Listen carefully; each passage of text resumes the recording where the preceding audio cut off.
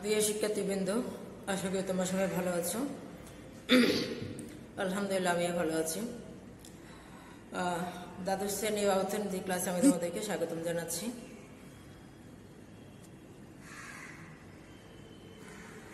আমরা আগে ভিডিও ক্লাসটাতে সরকারি অর্থ ব্যবস্থা অধ্যায়টা শুরু করেছিলাম। তার ধারাবাহিকতে আজকে আমরা ওই একই অধ্যায়ে কিছু বিষয় নিয়ে আলোচনা করব। তোমরা হয়তো খেয়াল করবা, মাঝে মধ্যে আমার দেশের সাধারণ মানুষকে বলতে শুনি, আমাদের টাকায়, জনগণের টাকায় দেশ চলে। খুবই একটা বিখ্যাত ডায়লগ, সবাই বলে জনগণের টাকায় দেশ চলে। আবার মানে এরকম একটা আর কি অনেকটা অহমিকা ভাব, বা এটা সঙ্গত কারণেই বলে আসলে জনগণের টাকায় দেশ চলে। এখন কিভাবে জনগণের টাকায় দেশ চলে আমরা সেটা একটু দেখব। আমরা মূলত আজকে ট্যাক্স বা কর এই বিষয়গুলো নিয়ে আলোচনা করব। কিভাবে দেশ পরিচালিত হয় বা দেশ পরিচালনা অথবা দেশের উন্নয়ন কর্মকাণ্ড পরিচালনা করতে গিয়ে সরকারের যে বিশাল পরিমাণ অর্থের প্রয়োজন হয় তার একটা বিশাল অংশ আসে বা যোগান দেয় এই ট্যাক্স।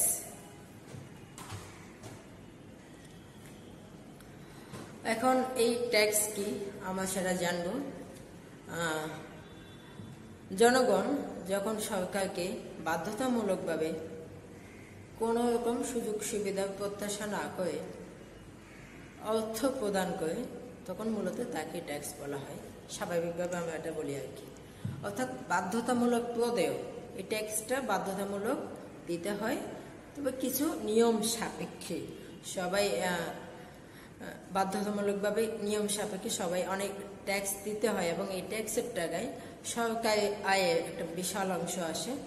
আর এটা দিয়ে সরকার রাষ্ট্র পরিচালনার ক্ষেত্রে প্রয়োজনীয় ব্যয় এবং দেশের উন্নয়ন কর্মকাণ্ড পরিচালনা করে থাকে। এজন্য আমরা সাধারণ মানুষ বলে আমাদের টাকায় দেশ চলে। আসলে এটাই এভাবেই আমাদের টাকায় দেশ চলে। মূলত বিষয়টা হচ্ছে এইটাই, ট্যাক্সের টাকায় দেশ চলে। কথাটা আসলে সত্যি। এখন আমরা ট্যাক্সের কিছু বৈশিষ্ট্য বলতে পারি। ট্যাক্স জনগণকে বাধ্যতামূলকভাবে দিতে হয়। ট্যাক্সের বিপরীতে জনগণ সরকারের কাছ থেকে কোনো সুযোগ সুবিধা প্রত্যাশা করতে পারে না, এবং ট্যাক্স এর আইনগত বৈধতা আছে। সুতরাং সংজ্ঞাটা আমরা কিভাবে বলতে পারি? সরকারকে জনগণ কর্তৃক বাধ্যতামূলক প্রদেয়ই হলো কর, প্রদেয় অর্থই হলো কর। অর্থাৎ জনগণ কোনো সুযোগ সুবিধার প্রত্যাশা না করে সরকারকে বাধ্যতামূলক যে অর্থ প্রদান করে, অথবা কোনো সুযোগ সুবিধা বিনিময় ব্যতীত সরকার জনগণ থেকে যে বাধ্যতামূলক অর্থ আদায় করে, যা আইনগত বৈধতা আছে, তাকেই মূলত ট্যাক্স বলা হয়। আমি একটু সংজ্ঞাটা হোয়াইট বোর্ডে লেখার চেষ্টা করব। তোমরা দেখতে পাচ্ছ আমি হোয়াইট বোর্ড অলরেডি লিখেছি। কর, ট্যাক্স সংজ্ঞা দিয়েছি, সরকারের নিকট থেকে সরাসরি বিশেষ কোনো সুবিধা প্রত্যাশা না করে জনগণ বাধ্যতামূলকভাবে সরকারকে যে অর্থ প্রদান করে তাকে ট্যাক্স বলা হয়। কয়েকটি বৈশিষ্ট্য আমি উল্লেখ করেছি। ট্যাক্স হচ্ছে বাধ্যতামূলক, অবশ্যই দিতে হবে। ইহার সাথে চাওয়া পাওয়ার কোনো সম্পর্ক নাই, এবং ইহার আইনগত বৈধতা আছে। তাহলে আশা করি ট্যাক্স সম্পর্কে তোমাদের সংজ্ঞাগত এবং বৈশিষ্ট্যগত ধারণা আশা করি ক্লিয়ার হয়েছে। এবং মজার বিষয় হচ্ছে, আমরা তো টাকা, অর্থ সবাই চিনে এবং সবাই বুঝে, কিন্তু আমরা কখনো কাউকে কোনো কিছু প্রত্যাশা না করে টাকা দিই না স্বাভাবিকভাবে। কিন্তু দেখো, শুধুমাত্র এক্ষেত্রে ব্যতিক্রম, আমরা সরকারের কাছে বাধ্যতামূলকভাবে কোনো কিছু প্রত্যাশা না করে টাকা দিয়ে থাকি, আর সেটাই হচ্ছে ট্যাক্স, যেটা আমাদের হিউম্যান বিহেভিয়ারের সাথে ব্যতিক্রম। তোমার কাছ থেকে তুমি কি কাউকে কোনো উদ্দেশ্য ছাড়া আবার বাধ্যতামূলকভাবে রিটার্ন কোনো কিছু পাবা না, এই উদ্দেশ্য একে টাকা দিবা? সচরাচর আমরা এই কাজটা খুবই কম করি। দান সেটা ব্যতিক্রম, তবে দান করলেও তো আমরা পরকালে কিছু পাওয়ার আশা করে থাকি, তাই না? এটা কি, এবং দান কিন্তু আবার বাধ্যতামূলক নয়। সো ট্যাক্স হচ্ছে, আশা করি ট্যাক্সের ধারণাটা তোমাদের ক্লিয়ার হয়েছে। এখন আমরা দেখব ট্যাক্সের ধরনগুলো, এর সাথে কি কি বিষয় জড়িত আছে। করাঘাত করাপাত। আমি একটু হোয়াইট বোর্ডে লেখার চেষ্টা করতেছি। আমি লিখেছি অলরেডি করাঘাত করাপাত। Impact and incidence of taxes. আচ্ছা, এখন করাঘাতটা কি আমি একটু দেখি। আঘাত শব্দটা জড়িত আছে, কয়ের সাথে আঘাত মিলে করাঘাত, অনেকটা দুটো শব্দের মিলনে হয়েছে, অনেকটা সন্ধির সম্পর্ক হচ্ছে বাংলা ব্যাকরণে। কর প্লাস আঘাত সমান করাঘাত। এবার দেখি তাহলে যিনি বা যে ব্যক্তি বা প্রতিষ্ঠান কর দেয় তাদেরকে আমরা করদাতা হিসেবে ধরে নিই। তাহলে করের প্রাথমিক আঘাতকেই মূলত করাঘাত বলা হয়। লিখে দিয়েছি, করের প্রাথমিক আঘাতকেই করাঘাত বলা হয়। যে করদাতা ব্যক্তি বা প্রতিষ্ঠানকে করের প্রাথমিক ভার বহন করতে হয় এবং এই ঘটনাকেই করাঘাত বলা হয়। তো সংজ্ঞা হিসেবে বলা যায়, করের প্রাথমিক আঘাতকে করাঘাত বলা হয়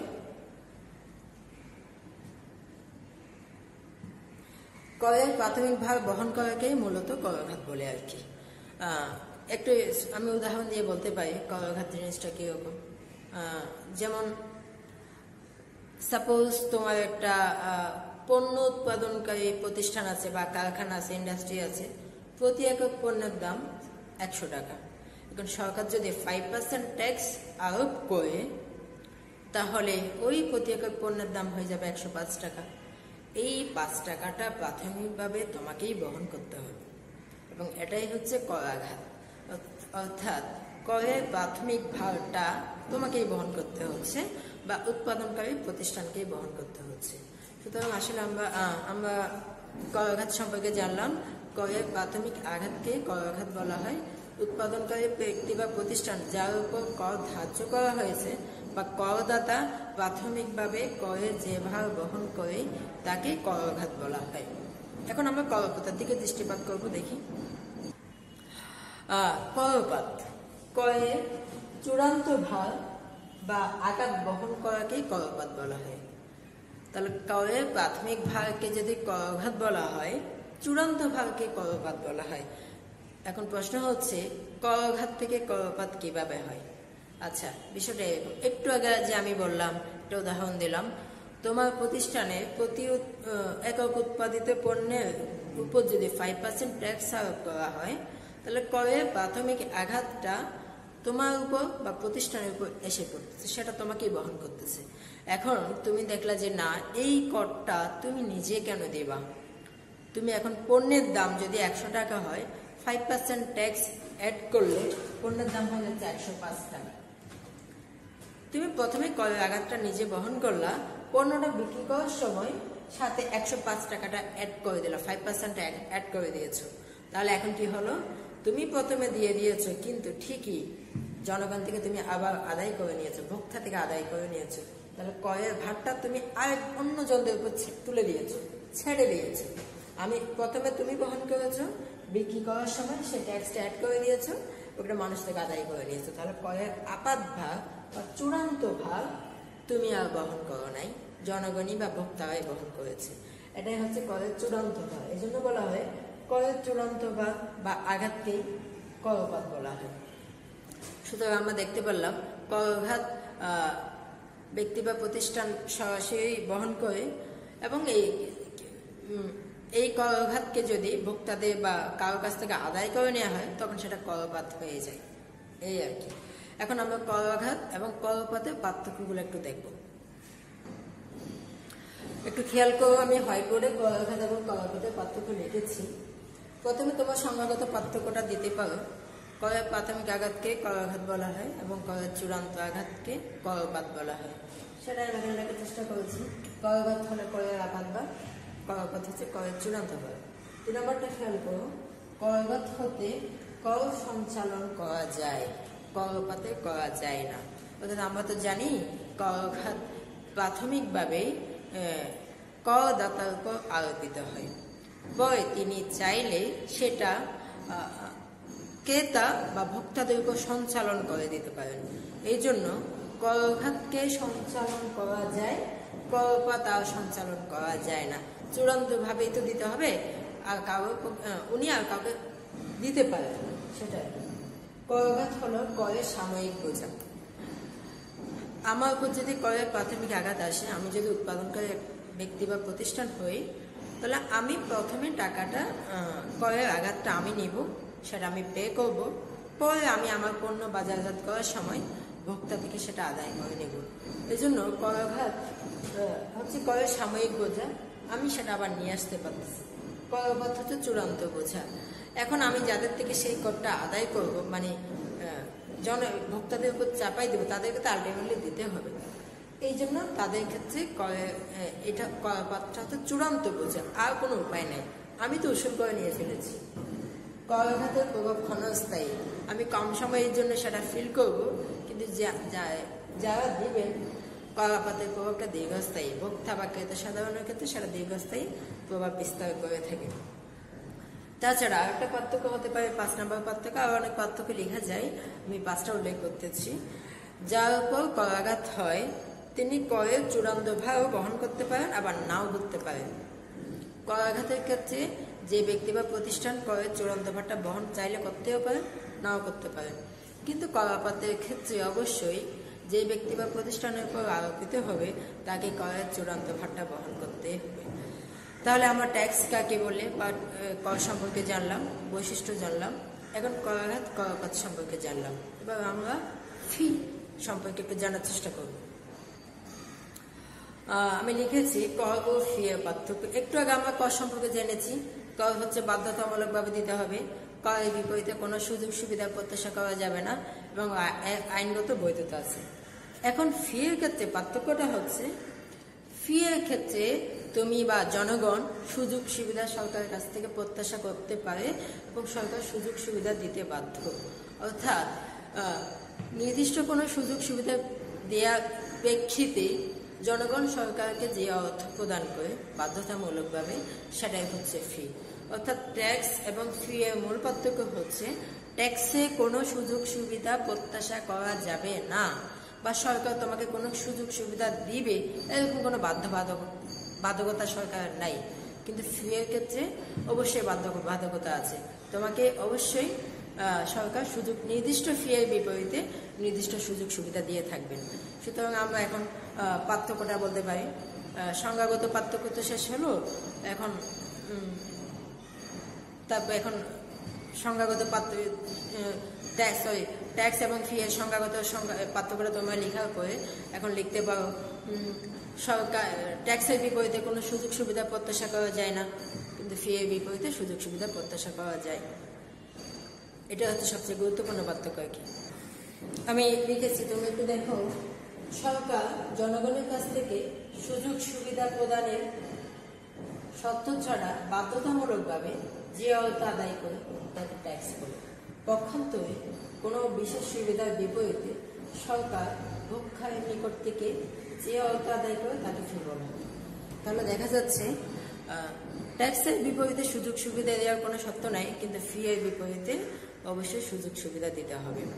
তাহলে 2 নম্বর পার্থক্য তোমরা লিখতে পারো, ট্যাক্সের সাথে সুযোগ সুবিধার কোনো বাধ্যবাধকতা নেই, কিন্তু ফি এর ক্ষেত্রে নির্দিষ্ট ফি এর বিপরীতে অবশ্যই সুযোগ সুবিধা দিতে হবে।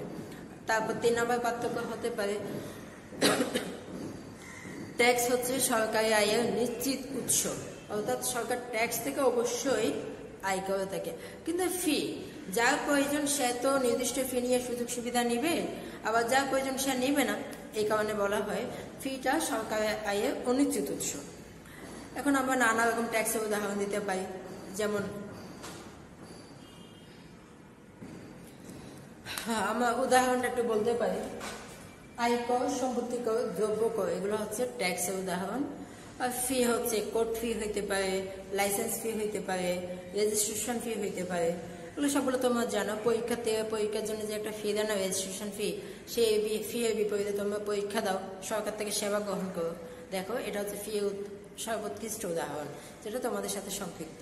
সুতরাং আমরা ক এবং ফি এর সংজ্ঞা জানলাম, পার্থক্যটাও জানতে পারলাম। এখন আমরা দেখব, আমি হোয়াইট বোর্ডে লিখছি প্রত্যক্ষ কর এবং পরোক্ষ কর, ডিরেক্ট ট্যাক্স এবং ইনডিরেক্ট ট্যাক্স। কর সঞ্চালনের উপর ভিত্তি করে, অর্থাৎ করাঘাত এবং করপাতের উপর ভিত্তি করে ট্যাক্সকে দুভাগে ভাগ করা যায়। একটা হচ্ছে ডিরেক্ট ট্যাক্স বা প্রত্যক্ষ কর, আর একটা হচ্ছে ইনডিরেক্ট ট্যাক্স বা পরোক্ষ কর। এখন প্রত্যক্ষ কর কি? আচ্ছা আমি একটু দেখি। করদাতা যদি সরাসরি সরকারকে কর প্রদান করে থাকে তাকে মূলত প্রত্যক্ষ কর বলা হয়। অর্থাৎ করদাতা প্রত্যক্ষভাবে সরাসরি সরকারকে যে কর বা অর্থ প্রদান করে থাকে তাকে প্রত্যক্ষ কর বলা হয়। এক্ষেত্রে দেখো, প্রত্যক্ষ করের ক্ষেত্রে আমরা যে একটু আগে বলেছিলাম করঘাত এবং করপাত দুটোই কিন্তু একজনকেই বহন করতে হয়। অর্থাৎ প্রত্যক্ষ করের সবচেয়ে উল্লেখযোগ্য উদাহরণ হচ্ছে আয়কর। তোমরা হয়তো অনেকেই জানো ইনকাম ট্যাক্স বলো আর কি, তাই না? আমরা বিভিন্ন মুভিতে নাটকে ইনকাম ট্যাক্স অফিসারদের ব্যাপক একটা মহড়া দেখতে পাই এবং এটা খুব সবার একটা লোভনীয় সিন থাকে আর কি, সুন্দর লাগে, কেমন জানি একটা ক্ষমতা ক্ষমতা ভাব। ইনকাম ট্যাক্স আইডি কার্ড দেখিয়ে বলে ইনকাম ট্যাক্স অফিসার, এরকম বললে বড় বড় রাজনৈতিক নেতা বা ব্যবসায়ীদের ঘরে গিয়ে রেড দেয়, যেটা দেয় আর কি তোমার মুভি বা নাটকে দেখো। আয়কর, আয়ের উপর যে কর দেওয়া হয় সেটা হচ্ছে মূলত আয়কর। আমার আয়ের উপর যে কর দেওয়া হবে, আমার যে ইনকাম, ইয়ারলি ইনকাম, বার্ষিক ইনকাম, সেই ইনকামটা যদি আয়সীমা, করমুক্ত আয়সীমার চেয়ে বেশি হয়ে যায়, মানে করমুক্ত আয়সীমা অতিক্রম করে, তখন আমাকে ট্যাক্স দিতে হবে, আর সেটা আমাকেই দিতে হবে। আর এটাকে বলা হয় প্রত্যক্ষ কর। অর্থাৎ প্রত্যক্ষ করের উৎকৃষ্ট উদাহরণ হচ্ছে আয়কর। প্রত্যক্ষ কর ক্ষেত্রে করঘাত এবং করপাত একই ব্যক্তিকে বহন করতে হয়। আচ্ছা, পরোক্ষ কর। এখন করদাতা ব্যক্তি বা প্রতিষ্ঠান যদি নিজে কর না দিয়ে অন্য কোনো মাধ্যমে কর প্রদান করে, অর্থাৎ পরোক্ষভাবে প্রদান করে, সেটাকে বলা হয় পরোক্ষ কর। অর্থাৎ এক্ষেত্রে করঘাত সঞ্চালিত হয়ে করপাতে পরিণত হয়। অর্থাৎ ওই যে একটু আগে বললাম, উৎপাদনকারী প্রতিষ্ঠান বা যদি নিজের উপর যেই ট্যাক্সটা আসে সেটা যদি ভোক্তা থেকে আদায় করে তখন করপাত হয়ে যায়, আর তখন সেটাকে পরোক্ষ কর বলা যায়। পরোক্ষ করের গুরুত্বপূর্ণ উদাহরণ হচ্ছে তোমার ভ্যাট, আমার যেটা বলে value added tax. Value added ট্যাক্সটা, ভ্যাটটা প্রথম উৎপাদনকারী প্রতিষ্ঠান বা ব্যক্তি বহন করে, করঘাতটা তার উপর যায়, শেষে উনি মূল্যের উপর যখন তুলে দেন করপাতটা ভোক্তাদের নিকট থেকে আদায় করেন, আর এটাকে পরোক্ষ কর বলা যায়। আমরা একটু পার্থক্যটা হোয়াইট বোর্ডে লেখার চেষ্টা করব। একটু খেয়াল করো, আমি প্রত্যক্ষ কর এবং পরোক্ষ করের পার্থক্যগুলো একটু হোয়াইট বোর্ডে লেখার চেষ্টা করেছি যাতে তোমাদের একটু সুবিধা হয়। আমি বলতেছি, তোমাকে দেখতে পারো, প্রত্যক্ষ করে করাঘাত এবং করাপাত একই ব্যক্তির উপর পড়ে। অর্থাৎ প্রত্যক্ষ করে হচ্ছে করের আঘাত এবং করের আঘাত একজন একই ব্যক্তি বা প্রতিষ্ঠানকেই বহন করতে হয়, কিন্তু পরোক্ষ করে করাঘাত বা করাপাত ভিন্ন ভিন্ন ব্যক্তির উপর পড়ে থাকে। 2 নম্বর, প্রত্যক্ষ কর নাগরিক সচেতনতা বৃদ্ধি করে, পরোক্ষ কর নাগরিক সচেতনতা বৃদ্ধি করে না। বিষয়টা কিরকম? আমার আয়ের উপর যদি আমাকে ট্যাক্স দিতে হয় বা ইনকাম ট্যাক্স দিতে হয়, তাহলে আমি কিভাবে দিব, কেমনে দিব, কখন দিব, সবকিছু খুব ভালোভাবে খেয়াল করে জেনে শুনে দিয়ে থাকি। অর্থাৎ এক্ষেত্রে আমার সচেতনতা বৃদ্ধি পায়। কিন্তু পরোক্ষ করের ক্ষেত্রে আমরা এরকম সচেতন থাকি না। যেন আমরা দোকান থেকে জিনিস কিনে নিয়ে আসছি, সেক্ষেত্রে এখানে কয় টাকা আসছে বা কয় টাকা ট্যাক্স আমি কখনো হিসেব করি না। একইভাবে প্রত্যক্ষ কর হচ্ছে একটা প্রগতিশীল কর, পরোক্ষ কর হচ্ছে অধোগতিশীল কর। প্রত্যক্ষ কর দ্রব্যের দামকে প্রভাবিত করে না, পরোক্ষ কর করে থাকে। কিভাবে? প্রত্যক্ষ কর মানে হচ্ছে ইনকাম ট্যাক্স, বা একটা আমি উদাহরণ বললাম, আমি আমার আয়ের উপর যেই কর সেটা আমার দ্রব্যের দামকে কোনো প্রভাবিত করতে পারে না। কিন্তু পরোক্ষ কর ওই যে উৎপাদনকারী ব্যক্তি বা প্রতিষ্ঠান ভোক্তার উপর চাপিয়ে দিচ্ছে, সেটা দ্রব্যের দামকে প্রভাবিত করে, তার দ্রব্যের দামকে বাড়িয়ে দেয়। প্রত্যক্ষ কর সামাজিক ন্যায় বিচারের সাথে সম্পর্কিত, পরোক্ষ কর নয়। কিভাবে? প্রত্যক্ষ কর আসলে সামাজিক ন্যায় বিচারের সাথে সম্পর্কিত। যাদের অনেক বেশি আয়, যাদের অনেক বেশি ইনকাম, সেই ইনকাম থেকে অতিরিক্ত হলে তখন সরকারকে ট্যাক্স দিতে হয়।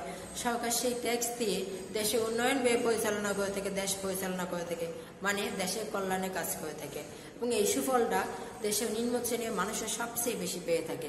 ফলে আয় বৈষম্যটা হ্রাস পায়, নিম্ন আয়ের মানুষদেরও জীবনযাত্রার মান বৃদ্ধি পায়, কর্মসংস্থানও বৃদ্ধি পেতে পারে। অর্থাৎ এই কারণে বলা হয়ে থাকে প্রত্যক্ষকর সামাজিক ন্যায় বিচারের সাথে সম্পর্কিত, কিন্তু পরোক্ষকর নয়। তুমি দোকান থেকে কোনো একটা প্রোডাক্ট কিনলা, সেটা একজন ধনী লোকে যে দামে কিনবে, একজন গরিব লোকে সেই দামে কিনবে। অর্থাৎ পরোক্ষকর সামাজিক ন্যায় বিচারে প্রভাব বিস্তার ডিরেক্টলি করতে পারে না, যেটা প্রত্যক্ষকর করতে পারে। সুতরাং আজকে আমরা এই পর্যন্তই থাকি। ভিডিও অনেক লম্বা হয়ে যাচ্ছে, প্রায় 20 মিনিট। আমরা আজকে ট্যাক্স পড়লাম, করপাত জানলাম, ফি এবং ট্যাক্স এবং ফি এর পার্থক্য জানলাম, প্রত্যক্ষ কর পরোক্ষ কর কি এগুলোর পার্থক্য কয়েকটি উদাহরণ জানলাম। পরের ক্লাসে আমরা ইনশাল্লাহ চেষ্টা করবো পুরো অধ্যায়টা মোটামুটি শেষ করে দেওয়ার জন্য। সে পর্যন্ত সবাই সুস্থ থাকো, ভালো থাকো। তোমাদের সবার জন্য দোয়া হলো, শুভকামনা হলো। আমার জন্য অবশ্যই দোয়া করবা। অবশ্যই সবাই স্বাস্থ্যবিধি মেনে চলবা, নিজে সুস্থ থাকবা, পরিবারকে সুস্থ রাখার চেষ্টা করবা, সবাইকে সচেতন করবা। অবশ্যই মাস্ক এবং স্যানিটাইজার ইউজ করবা। ঠিক আছে, সবার জন্য শুভকামনা হলো। ধন্যবাদ তোমাদেরকে।